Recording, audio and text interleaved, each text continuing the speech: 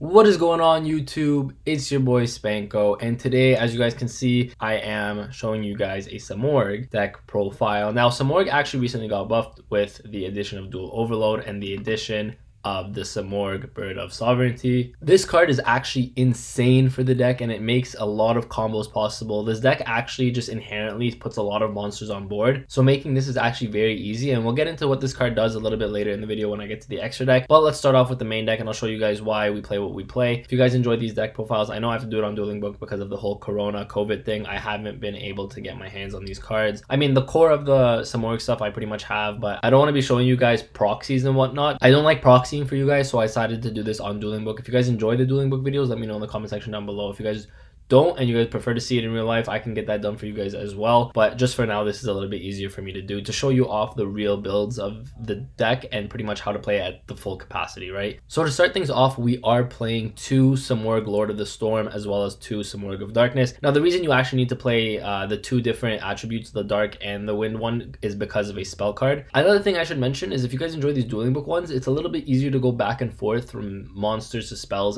and show you guys how they interact, as well as at the end of the video I'll probably have some sort of combo for you guys to see. So yeah, so we are playing two of the Simorgh Lord of Storm as well as two Simorgh of Darkness. So if you guys don't know, Simorgh Lord of Storm, your opponent cannot target this tribute summon card with spell or trap card effects, and then once per turn, if a spell or trap card is activated, contribute a winged beast monster, and then target one card your opponent controls, shuffle it into the deck. And then when a winged beast monster you control is destroyed by battle while this card is in your graveyard, you can add this card to your hand. So pretty much it recurs itself back, which is really cool, and it can't be targeted. It's also a really big beater, and it's level 8, which comes up a little bit later, and I'll show you guys why it can come up potentially. So 2 and 2, and the reason you play these, like I said, is because Onslaught searches Simorgh monsters with different attributes, and this is pretty much your only Simorgh Dark monster other than the Dark Simorgh. Now this card is really good, and I decided to play this because on the end phase, if possible, you want to be summoning this every single time.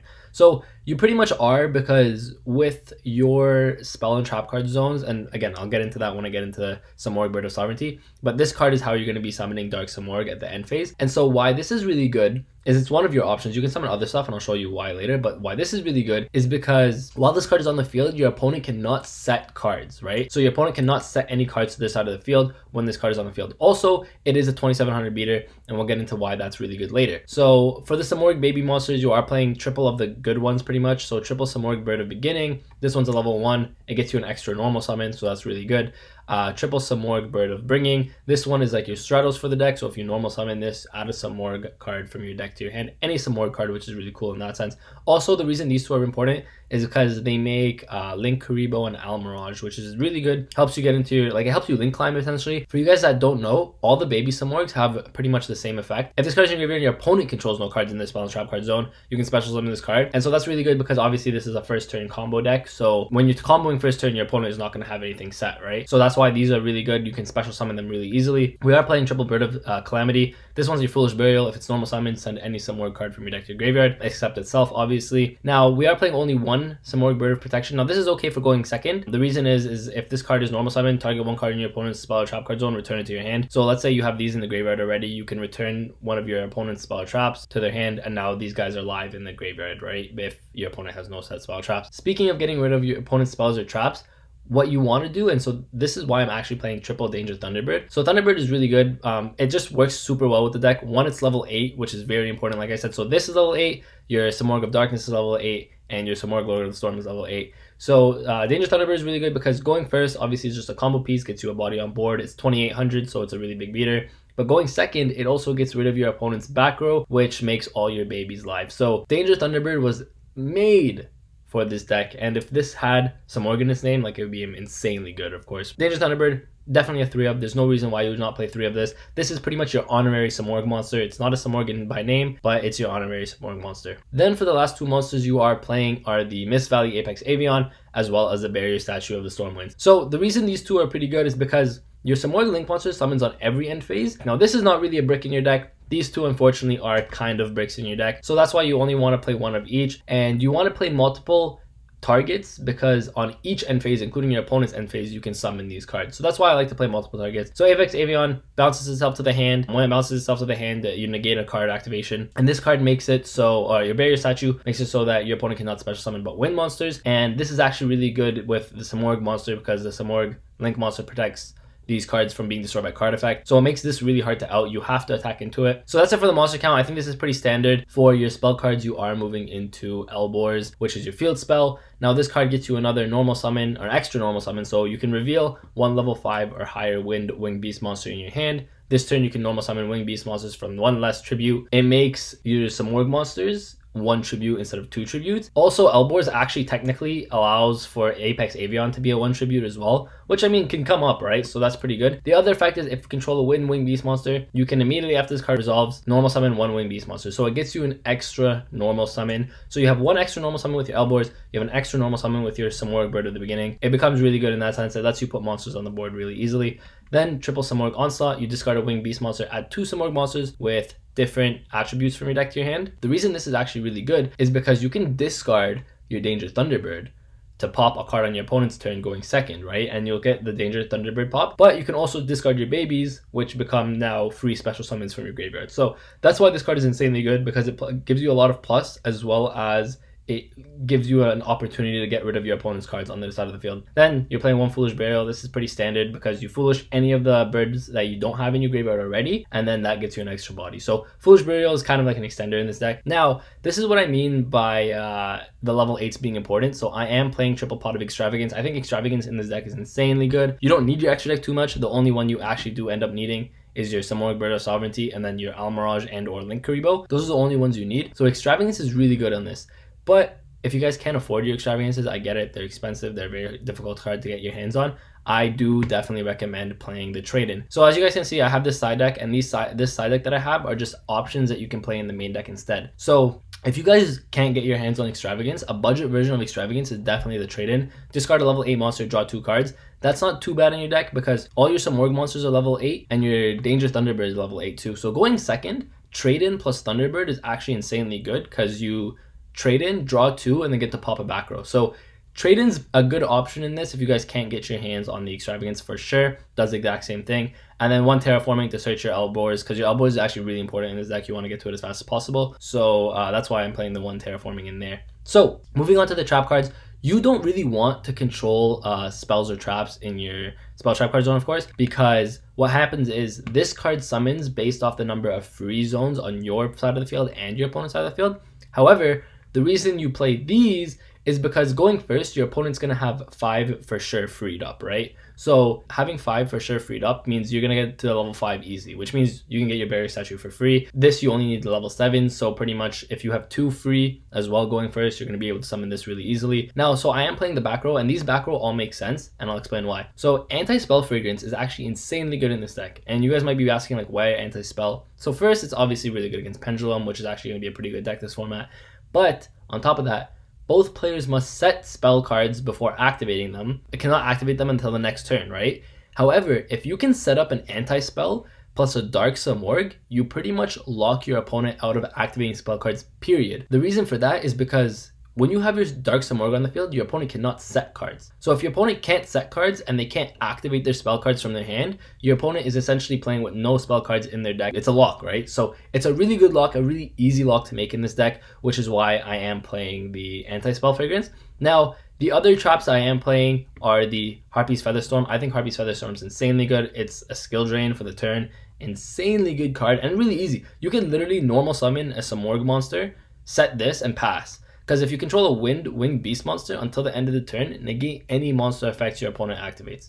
That means in their hand, that means on the field. So if you flip them in the standby phase, it's insanely good. Now, this is where I get questions or people question it, is the trap trick. So the reason I like trap trick is trap trick gets you to your Harpies Featherstorm really easily, right? It's very easy to get to this, and this is pretty much, hey, I'm going to make a board.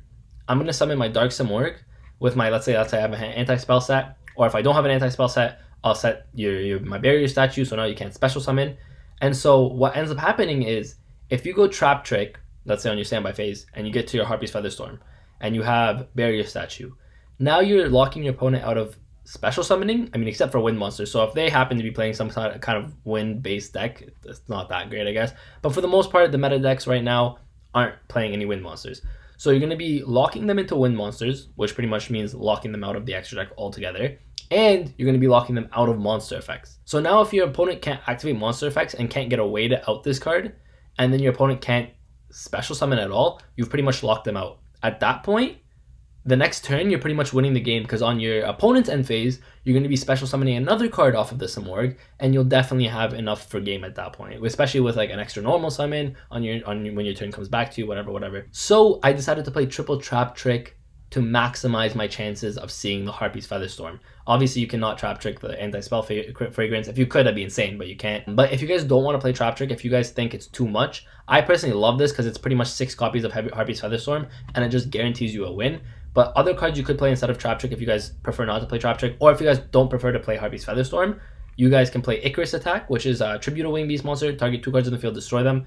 This is really good because it gets rid of your opponent's back row again, and getting rid of your opponent's back row is really important.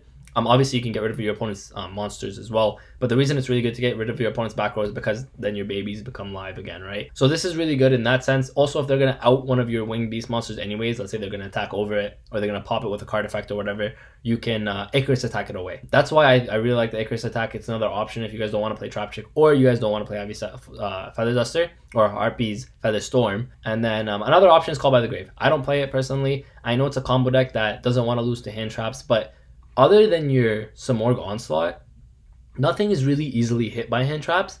And then I guess you can hit this on the end phase if they want to ash this on the end phase so you can't summon.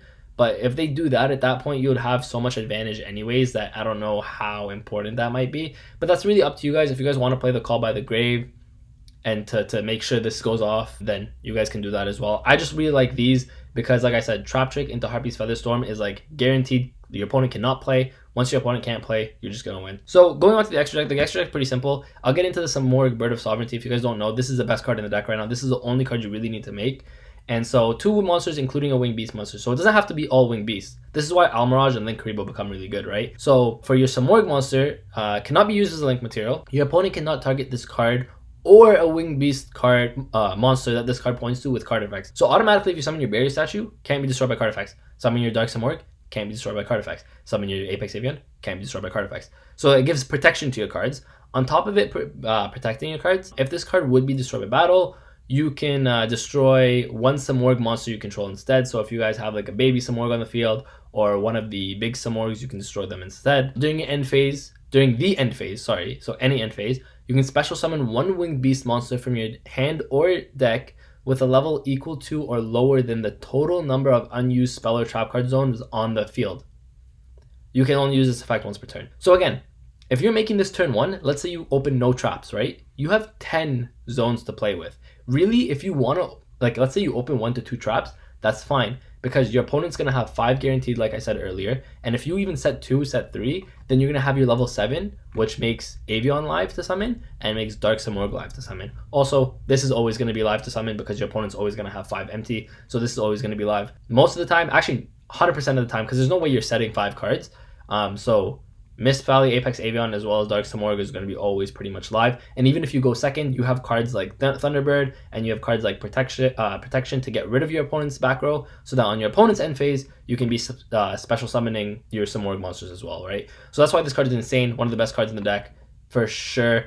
Huge boost to this deck. So then you are playing triple Almirage. Your Simorgh Bird of the Beginning and your Simorgh Bird of Bringing are both Almirage targets. So Almirage is really easy. Link Karibo for your level 1. Now I decided to play a rank 8 in Dingirsu. I think Dingirsu is the best rank 8 that you guys can play because, like I said, Thunderbird's a level 8, this is a level 8, and your Simorgh of Darkness is a level 8. So having multiple level 8s, being able to make Dingirsu 1 for the protection effect, but 2 because on summon he's just a send. A non-target removal is really good. So I think Dingirsu is the best one. But I put some other options here for you guys to see. Hope Harbinger is a really good option, as well as Felgrand is a really good option, right? So these are 2 options that you guys can play instead. And if you guys aren't playing Extravagance, I should mention, if you guys are not playing Extravagance, you definitely don't have to play 3 of any of these. This card is maximum of 2 of, in my opinion, unless you're playing Extravagance. Honestly, after you make it turn 1, you should be winning. But let's say turn 2, they out it somehow, you make the second one. So what I'm saying is, if you guys don't have the Extravagance, definitely don't play 3 of these. Don't play 3 of these. I would play like 1 Almirage, 1 Link Karibo, 2 of these, and then now you have space for more rank 8 monsters, right? Boral Sword is another good option. Unfortunately,